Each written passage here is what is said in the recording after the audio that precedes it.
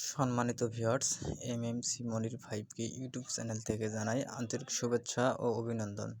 আশা করি আপনারা সবাই ভালো আছেন। আপনাদের দোয়ায় ইনশাল্লাহ আমিও ভালো আছি। তো ভিউয়ার্স, আজকের যে ভিডিওটা সেটা হবে যে হলো এই যে দেখতে পাচ্ছেন টেবিল ফ্যানের কয়েল। এই ফ্যানের কয়েলগুলো ভালো আছে কি না কীভাবে বুঝবেন এবং কিভাবে মাপ করবেন সেই সম্পর্কে আজকের ভিডিওটা। তো অবশ্যই ভিডিওটা না টেনে পুরোপুরি দেখবেন যে আসলেই কিভাবে বোঝা যাবে যে কয়েলটা ভালো আছে। তো এখন পর্যন্ত যারা আমার চ্যানেলটি সাবস্ক্রাইব করেন নাই, এমএমসি মনির 5K ইউটিউব চ্যানেলটি সাবস্ক্রাইব করবেন। আর ইতিমধ্যে যারা চ্যানেলটি সাবস্ক্রাইব করছেন তাদেরকে অসংখ্য ধন্যবাদ। তো অনেক ভাইয়েরা আছে বুঝতে পারে না কয়েল নষ্ট হয়েছে না কি হয়েছে, ফ্যান ঘোরে না, তাই ফ্যানটা ফেলে দিয়ে আবার নতুন একটা ফ্যান নিয়ে আসে। তো আর ফেলে দিতে হবে না, তো শুধু ফ্যানটা খুলে দেখবেন। আমি যে কৌশলে দেখাই দেবো সেই কৌশলে দেখবেন, তাহলে বুঝতে পারবেন যে কয়েলটা ভালো আছে কি না। তো সেটা করার জন্য প্রথমে আমার কী করতে হবে, ফ্যানটিকে খুলে নিতে হবে। তো তার আগে আমি আপনাদেরকে চেক করে দেখাবো যে সমস্যাটা কি কারণে খুলে দেখবেন। তো সেই সম্পর্কে আজকে আমি দেখাবো বিস্তারিত। তো ভিডিওটা যদি ভালো লাগে অবশ্যই ভিডিওতে একটা লাইক দিয়ে কমেন্টে আপনাদের মতামত জানাবেন, আর চ্যানেলটি সাবস্ক্রাইব করে পাশেই থাকবেন। তো এরকম একটা সিরিজ বোর্ড নেবেন এবং সিরিজ বোর্ডে চেক করবেন, লাগাবেন।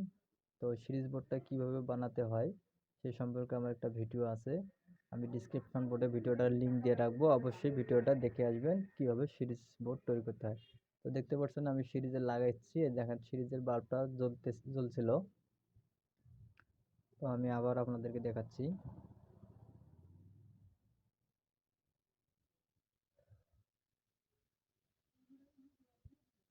তো যে আবার আমি লাগাচ্ছি, দেখতে পাচ্ছেন ভিউয়ার্স সিরিজ বাল্বটি জ্বলতেছে কিন্তু ফ্যানটা ঘুরতেছে না। তো বোঝা যাচ্ছে ফ্যানের কয়েলটা ভালো আছে। তারপরে আমি আপনাদেরকে বিস্তারিতভাবে বুঝাই দেওয়ার জন্য আমি ফ্যানটা খুলে নিচ্ছি, শুধু কয়েলটা আলাদা করে নিব।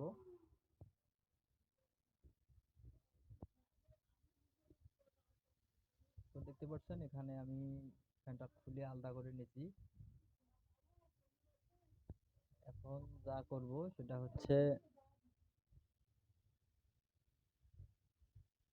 কি প্লাস অথবা মারটুল এরকম কিছু নেবেন, স্ক্রুড্রাইভার মানে লোহা জাতীয় কিছু নেবেন যেন যাতে কভার লাগা থাকে। অবশ্যই কভার লাগা থাকতে হবে, না তা না হলে শর্ট হবে। আমি সিরিজে লাগাই দিচ্ছি, দেখতে পাচ্ছেন আমি এই যে কয়েলের ভিতরে ঢুকাই দিচ্ছি, দেখতে পাচ্ছেন এটা ম্যাগনেট হয়ে প্লাস্টিকে টানতেছে। এইভাবে চারপাশে ঘোরায় দেখবেন যে চারপাশে টানতেছে কিনা। এটা কিন্তু কারেন্ট ছাড়া এভাবে টানবে না, মানে কারেন্ট দিলে ম্যাগনেট তৈরি হয়, ম্যাগনেট তৈরি হলে আর কি লোহাকে টানে। তো দেখতে পাচ্ছেন আমি যে পাশে লাগাচ্ছি সে পাশে লাগতেছে প্লাসটা। তো এইভাবে ভালোভাবে চারপাশে ঘোরায় চেক করে দেখবেন যে আসলে টানতেছে কিনা। তো দেখতে পাচ্ছেন চারপাশে টানতেছে, আর এই যে দেখতে পাচ্ছেন ভিউয়ার্স এভাবে প্রত্যেকটাতে ধরে দেখবেন।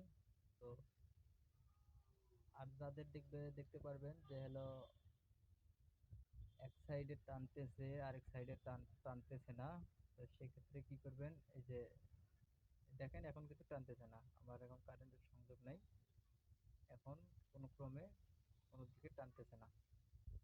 কারেন্ট ছাড়া ম্যাগনেট তৈরি হবে না, আর ম্যাগনেট না তৈরি হলে ফ্যানটি ঘুরবে না, বা এক সাইডে যদি ম্যাগনেট তৈরি হয় আর এক সাইডে যদি না হয় তাহলে ফ্যানটা ঘুরবে না। তো আমি আরেকটা বিষয় বুঝে দিচ্ছি আপনাদেরকে।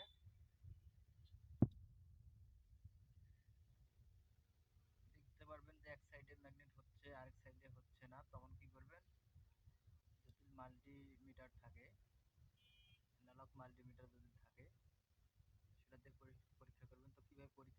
সেটা পরে দেখাচ্ছি। তার আগে যে ফ্যানটি যে এখন ঘুরতেছে না, তো কি কারণে ঘুরতেছে না, এই প্রোফাইলটা কিন্তু পুরোপুরি ভালো আছে। এই যে দেখতে পাচ্ছেন আমি বুশ দেখাই দিলাম বিয়ারিং এর মতো। তো এই দুইটা চেঞ্জ করে দিলে ইনশাল্লাহ ফ্যানটি পুনরায় ঘুরতে শুরু করবে। তো কিভাবে রিপ্লেস করবেন বা বুশগুলো চেঞ্জ করবেন, তো সে সম্পর্কে আমার একটা ভিডিও আছে, চাইলে আমি ওটাও ডিসক্রিপশন বোর্ডে ভিডিওটার লিঙ্ক দিয়ে রাখবো, ওখান থেকে ঘুরে আসবেন, তাহলে ইনশাল্লাহ হয়ে যাবে।